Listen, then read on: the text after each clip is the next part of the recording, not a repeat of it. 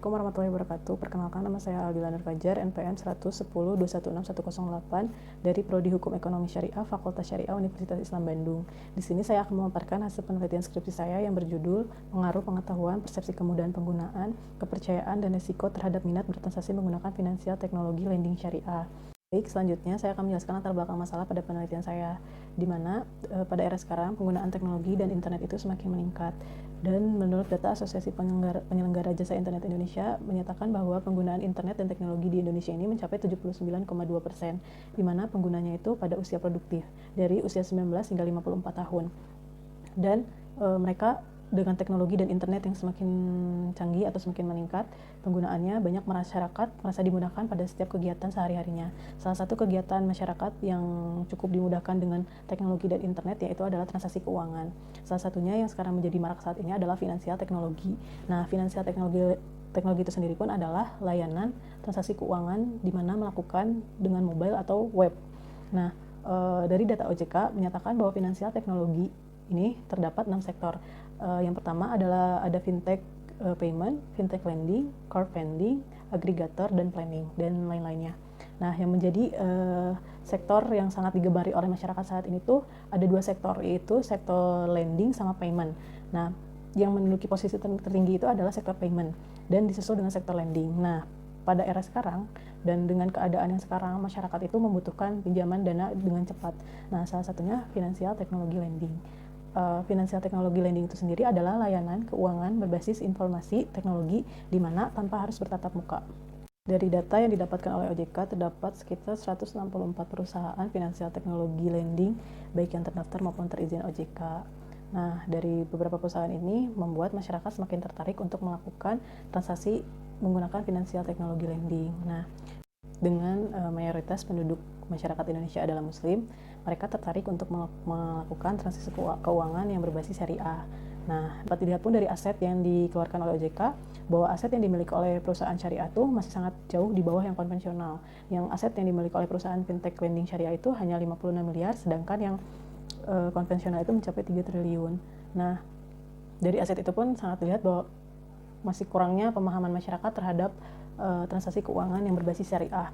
Maka itu saya meneliti bagaimana masyarakat, apakah kurangnya pengetahuan mereka terhadap fintech lending syariah itu sendiri atau bagaimana. Dan masih banyak beberapa faktor yang menyebabkan bahwa minat masyarakat dalam bertransaksi menggunakan fintech lending syariah itu karena faktor apa saja gitu. Nah, maka dari itu di sini saya akan melakukan penelitian seberapa pengaruhnya pengetahuan terhadap minat bertransaksi menggunakan fintech lending syariah, lalu seberapa pengaruh persepsi kemudahan penggunaan terhadap minat bertransaksi menggunakan finansial teknologi lending syariah, lalu seberapa pengaruh kepercayaan dan risiko terhadap minat bertransaksi menggunakan finansial teknologi lending syariah. Baik, selanjutnya metodologi penelitian dalam skripsi saya yaitu adalah jenis data yang saya gunakan adalah data kuantitatif, sumber datanya adalah data primer, dan teknik pengumpulan datanya adalah data kuesioner. Lalu populasi dalam penelitian saya ini adalah generasi milenial. Sampel yang digunakan yaitu sekitar 100 responden. Lalu teknik pengumpulan sampel dalam penelitian saya adalah non-probability sampling, dan teknik analisis data yang digunakan dalam skripsi saya ini adalah uji instrumen dan uji asumsi klasik. Baik, selanjutnya adalah hasil dan pembahasan dari penelitian yang saya dapatkan, di mana yang pertama adalah uji instrumen, di mana ada uji validitas bahwa setiap butir pertanyaan ini apakah valid atau tidak. Didapatkan bahwa hasil yang didapatkan oleh penelitian saya bahwa R hitung yang didapatkan ini lebih dari 0,05. Maka dari itu setiap butir pertanyaan itu bersifat valid karena semuanya di atas 0,05.